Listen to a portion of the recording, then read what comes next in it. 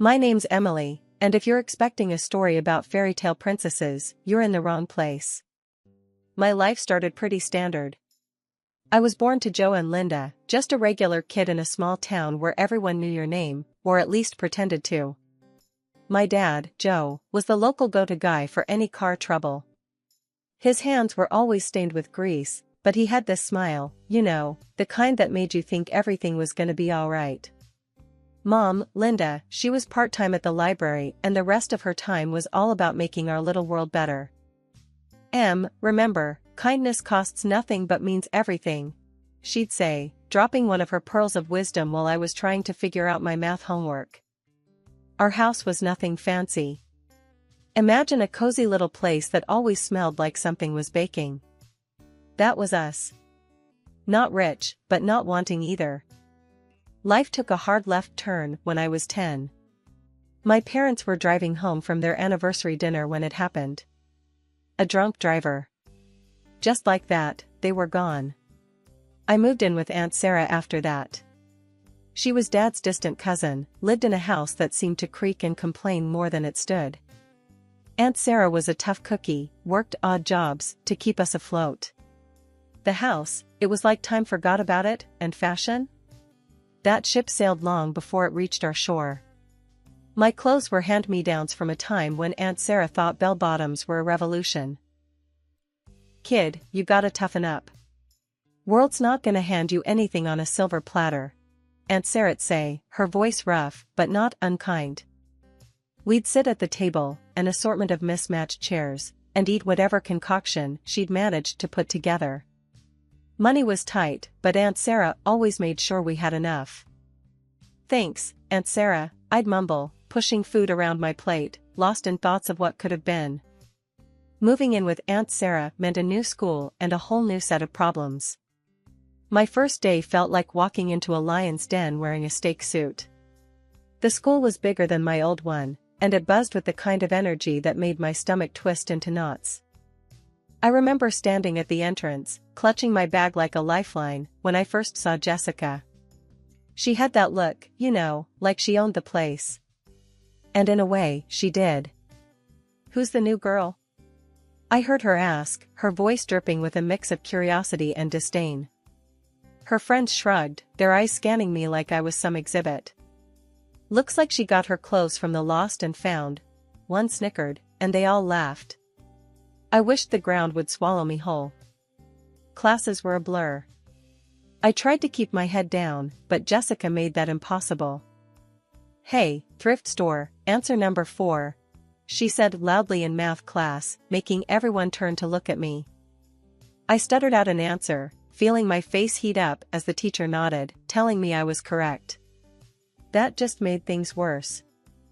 "Lucky guess," Jessica muttered, loud enough for her friends to hear, and they snickered. Lunchtime was no refuge. I found a corner in the cafeteria, hoping to become part of the scenery. But Jessica and her crew made a beeline for me. "Look, she's trying to hide." "How cute," Jessica said, her voice oozing fake sweetness. I kept my eyes on my food, wishing I could disappear. "Cat got your tongue? Or are you just too poor to talk?" she taunted. I mumbled something about not being hungry and got up, leaving my half-eaten lunch behind. I could feel their eyes on me as I walked away, their laughter echoing in my ears. The days turned into weeks, and not much changed. I kept to myself, dodging Jessica and her friends whenever I could. Aunt Sarah noticed I was quieter than usual. "What's eating you, kid?" she asked one evening, her eyes narrowing as she looked at me over her glasses. "Nothing, just tired," I lied, picking at my food. "You can tell me, I'm not just your aunt, I'm your friend too," she pressed, her voice softer now. I shook my head, not wanting to burden her with my school problems. She had enough to worry about. "If you say so," she said, but her eyes told me she wasn't convinced. Back at school, I found a small sanctuary in the library. It was quiet, and most importantly, Jessica rarely ventured there. I'd spend my lunches tucked away between the shelves, losing myself in books. One day, while I was reading, a boy from my class, Tom, walked in. He was quiet, not one of Jessica's crowd, but not exactly an outcast either. "Hey, you're Emily, right?" he asked, his voice cautious.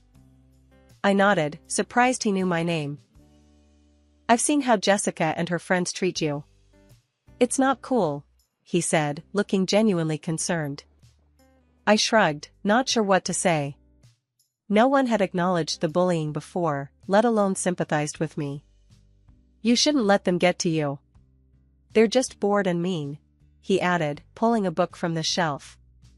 Tom's words were a small comfort in the storm that was my school life. It was nice to know not everyone was against me, even if it didn't stop Jessica's taunts. Despite the daily grind and the constant dodging of Jessica and her crew, I had this one thing that kept me grounded: singing. It wasn't something I flaunted. Heck, it was more of a secret than my stash of chocolate bars.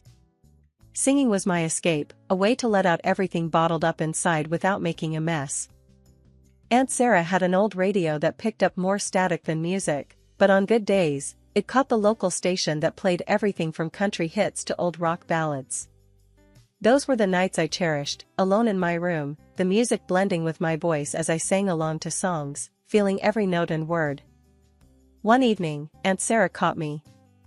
I was belting out a tune, lost in the music, when I turned around and saw her standing at the doorway, a surprised look on her face. "Girl, why didn't you tell me you could sing like that?" she asked, her usual tough demeanor softened by genuine astonishment. I shrugged, feeling my cheeks heat up. "I dunno. Just something I do for me, I guess." Aunt Sarah walked in and sat on the edge of my bed, the mattress creaking under her weight. "You've got a gift, Em. You shouldn't keep it hidden." I fidgeted with the hem of my shirt, not sure how to respond. Praise, especially for something so personal, felt foreign to me. "Thanks, Aunt Sarah. But who's gonna listen to a nobody like me?" I replied, trying to laugh it off. She shook her head, her expression turning serious. "Don't talk about yourself like that. You're not a nobody. You've got something special, and you don't need anyone's approval to shine." It was hard to believe her. At school, I was less than a nobody. But in those moments, with just the hum of the radio in the background, I allowed myself to dream a little. The next day at school, during lunch, I found myself sitting alone again. Tom, the boy who had been kind to me before, came over with his tray and sat down. "Hey, Emily. Mind if I join you?" he asked, his smile friendly. I shook my head, grateful for the company. "No, not at all. Thanks." We ate in comfortable silence for a few minutes before Tom spoke up again. "I heard you humming the other day. You've got a nice voice," he said casually, picking at his food. I felt my face go red. "Oh, that. It's nothing, really. Just humming." Tom looked at me, his eyes earnest. "You should give yourself more credit. I think you're really good." I laughed nervously, not used to the attention. "Thanks, but I'm not sure singing in the school hall counts as really good." He shrugged, a grin playing on his lips. "Maybe not, but it's a start. Ever think about joining the school choir or something?" As I made my way to class, his words echoed in my head. Maybe it was time to stop hiding. But old habits die hard, and my courage wasn't ready to stand up to Jessica's scrutiny, let alone a crowd. After high school, my path didn't lead to college or some grand adventure. Instead, I landed a job as a cleaner in one of those fancy office buildings downtown. The kind with glass doors so shiny, you'd hesitate to touch them for fear of leaving a smudge. It was a world away from anything I'd known, filled with people who carried themselves like they were the main characters in a movie where I'd be lucky to get a walk-on part. The job was straightforward: show up before dawn, clean until the offices began to fill, and then vanish before I became too visible. It was as if I moved in a parallel universe, one where I was a ghost, seen but not acknowledged. Days turned into weeks, and the routine became my life. Wake up, clean, go home, and then do it all over again. The interactions with the office workers were minimal. One evening, Aunt Sarah noticed my quiet contemplation over dinner. She had that way of looking at you, like she could read all the things you didn't say out loud. "What's on your mind, Em?" she asked, her voice cutting through the silence of our small kitchen. "Just thinking about work," I replied, pushing my food around the plate. "Anything specific?" "You've been quiet lately, quieter than usual," she prodded, her eyes sharp and concerned. I sighed, not sure how to explain the loneliness of being unseen or the strange comfort I found in that brief moment of acknowledgement. "It's nothing, really. Just, sometimes, I feel like a ghost there." Aunt Sarah frowned, putting her fork down. "You're no ghost, Emily. You're real, and you matter.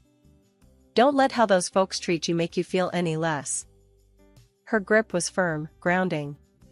It reminded me of the strength I'd forgotten I had.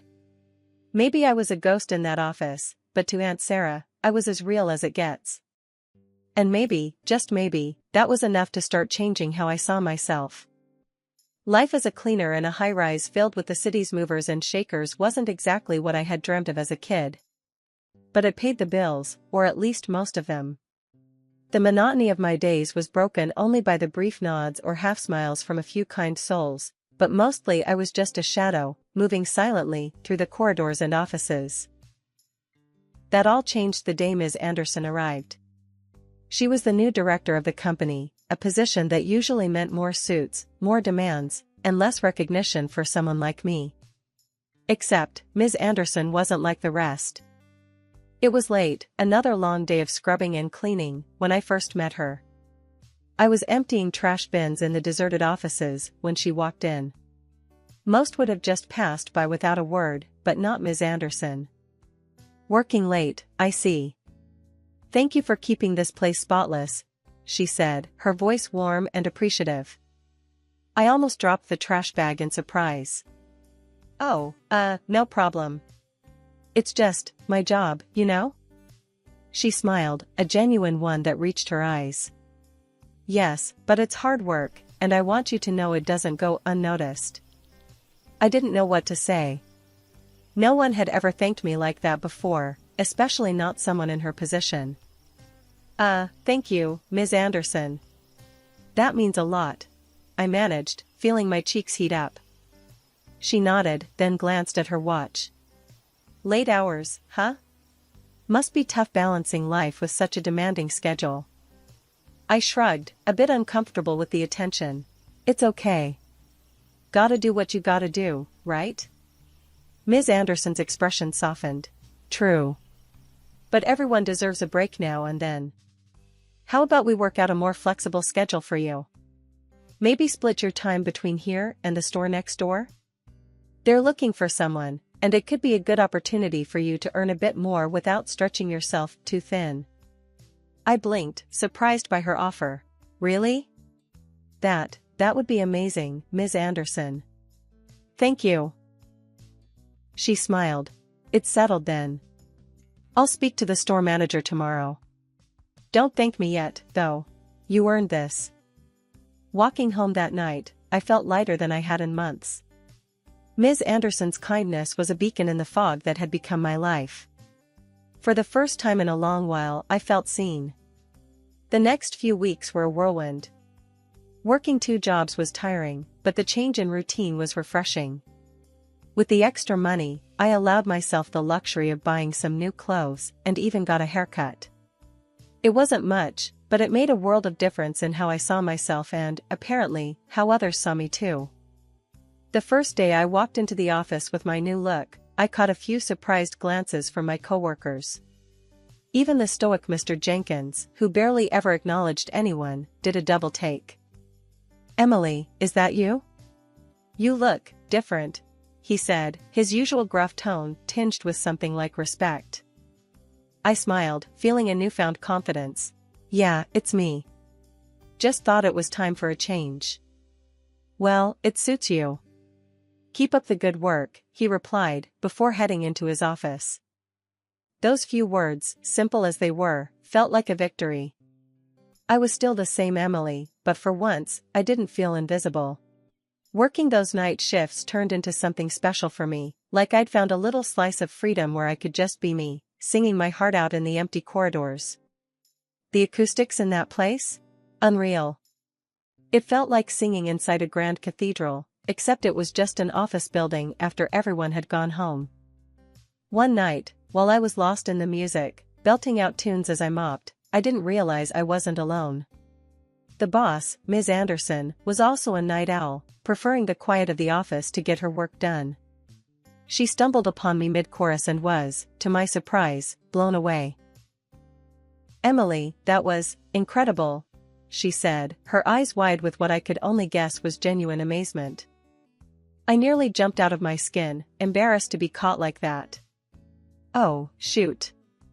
I'm sorry, Ms. Anderson. I didn't think anyone was here." "I'll, keep it down." "No, don't you dare," she insisted, her voice firm but kind.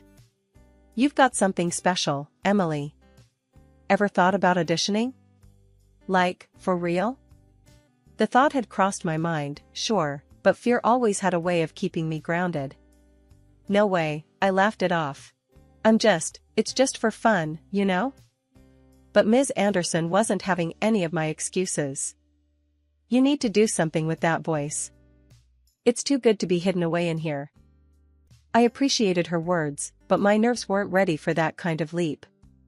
"Thanks, but I don't think I'm cut out for that sort of thing." Fast forward to another late shift, and there I was, humming away, thinking I was alone again. Suddenly, this enthusiastic voice breaks through. "Wow. That voice. You've got talent." I spun around, heart racing, to see this guy with the kindest eyes giving me the biggest grin. I was mortified, my face must have been 50 shades of red. Before I could bolt, Ms. Anderson popped out from her office. "Emily, meet my brother, the music producer. I told you I had a surprise for you." Her brother, huh? This was her idea of a surprise? My knees felt like jelly. He stepped forward, all smiles. "That was something else, hearing you sing. How about you come audition at my studio? There's no pressure, but I think you've got something worth exploring." My brain was screaming, "Run," but something in his gaze, so warm and encouraging, made me pause. I don't know," I stammered. "I've never done anything like that before." Ms. Anderson nudged me gently. "What's there to lose, Emily? Give it a shot." Standing there, between my boss and her brother, something clicked. Maybe it was time to step out of the shadows, to see what I could do if I let go of the fear. "Okay," I finally said, my voice barely above a whisper. "I'll try." Taking that leap, deciding to audition at the studio, was like stepping off a cliff and hoping I'd sprout wings on the way down. The day of the audition, my nerves were shot. I showed up at the studio, a nondescript building that belied the dreams being made inside, clutching my little notebook of songs like a lifeline. Ms. Anderson's brother, Mark, met me at the door with a smile that was meant to be reassuring. "Ready to knock 'em dead?" he joked, leading me inside. I managed a weak smile, my stomach doing flips. "Ready as I'll ever be," I said, though my voice betrayed the quiver of my nerves.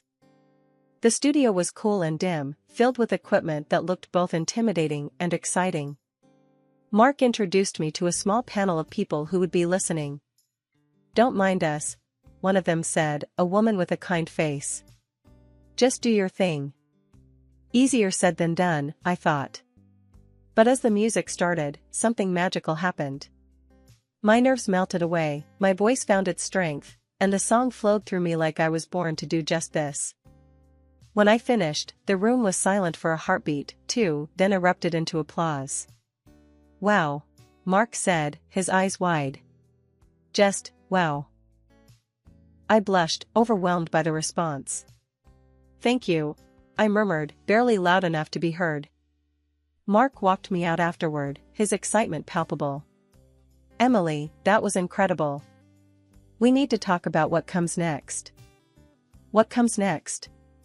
I echoed, the reality of what was happening starting to sink in. "Yes." Mark was practically bouncing on his heels. recording, an album, gigs, the whole 9 yards. You're what we've been looking for. The next few months were a whirlwind. Recording sessions became my new normal. I poured my heart and soul into every track, driven by a mix of fear and exhilaration. And when the album finally dropped, it was like a bomb went off in my life. Suddenly, I was everywhere: radio, TV, online. My stage name, Erica Clark, became a byword for fresh talent, my songs the soundtrack for countless lives. It was surreal, watching my face on screen, hearing my voice on the radio, and knowing it was me they were all talking about. One night, after a particularly successful gig, Mark found me backstage, a massive grin on his face. "You did it, Emily. You're a star." I laughed, the sound mingling with the residual adrenaline from the performance. Feels weird, doesn't it? Yesterday's cleaner, today's sensation. Mark clapped me on the back. That's how talent works, it doesn't matter where you come from. It's where you're going that counts. Years had flown by since my high school days, each one bringing its own set of challenges and triumphs. Yet, when the invitation to the high school reunion landed in my mailbox, it felt like stepping back in time. I hesitated at first, memories of those difficult years flooding back. But something inside me stirred, a curiosity to face the past, now that I had found my voice and my place in the world. I decided to go, but not as the country star Erica Clark everyone knew from the screens and radio waves. Instead, I slipped back into my old, simpler clothes, the ones that reminded me of where I came from. It was my way of testing the waters, to see if perceptions had changed, to see if I had truly moved beyond the girl I once was. Walking into the reunion, the buzz of conversation and laughter hit me like a wave. I scanned the room, recognizing faces that had aged but remained the same in so many ways. And then I saw her, Jessica, the queen bee of my teenage years, surrounded by a familiar crowd. "Emily? Is that you?" she asked, her tone dripping with the same condescension I remembered all too well. "Heard you've been cleaning up, literally. Still playing with mops and buckets?" The crowd around her laughed, a harsh sound that once would have made me shrink. But I stood my ground, feeling a smile spread across my face. "Actually, Jessica, cleaning's honest work. Not everyone's lucky enough to find something they love doing." A murmur of surprise rippled through the onlookers. Jessica's smile faltered, her eyes searching mine for a hint of the girl she used to torment. "She didn't find her." "And what about you, Emily? Any dreams come true, or are you still living in your fantasy world?" she prodded, her voice laced with mock concern. Before I could answer, the room's attention was diverted to the entrance. Mark, my producer and now husband, walked in, his presence commanding and assured. The room went silent, every pair of eyes turning to him, then back to me in disbelief. "Sorry I'm late, love," Mark said, his voice carrying easily over the sudden quiet, reaching for my hand. "Traffic was a nightmare." Jessica's mouth hung open, her composure slipping. "Mark Anderson? A famous music producer?" "Your husband," she managed to squeak out, her eyes wide. "Yes, my husband," I replied, my voice steady and clear. "And my partner in more ways than one." Whispers filled the room, a mix of shock and awe, as people started putting the pieces together. "So Erica Clark is our Emily? That Erica, the country star? Damn me, Erica Clark herself and her husband." I felt a surge of pride, not for the fame or the success, but for the journey that had brought me here, to this moment of undeniable truth. Jessica stepped forward, a false smile plastered on her face. "Emily, I had no idea. I'm happy for you. Maybe your husband could listen to me sing sometime? I've been working on my voice." The irony of the moment wasn't lost on me. "Jessica, finding your voice is about more than singing. It's about who you are, standing up for yourself, and not tearing others down. As for singing, well, maybe start with singing for yourself, not for what others can do for you." Her face fell, the reality of my words sinking in. The crowd around us began to dissipate, conversations resuming, the moment of drama fading into just another reunion story. Mark squeezed my hand, a silent message of support and love. "Ready to go?" he asked, his gaze warm. I nodded, taking one last look around the room. "Yeah, let's go home." Walking out of that reunion, I realized that the approval I once sought from those very halls no longer mattered. I had found my voice, my strength, and, most importantly, I had found myself. And that was all the recognition I needed.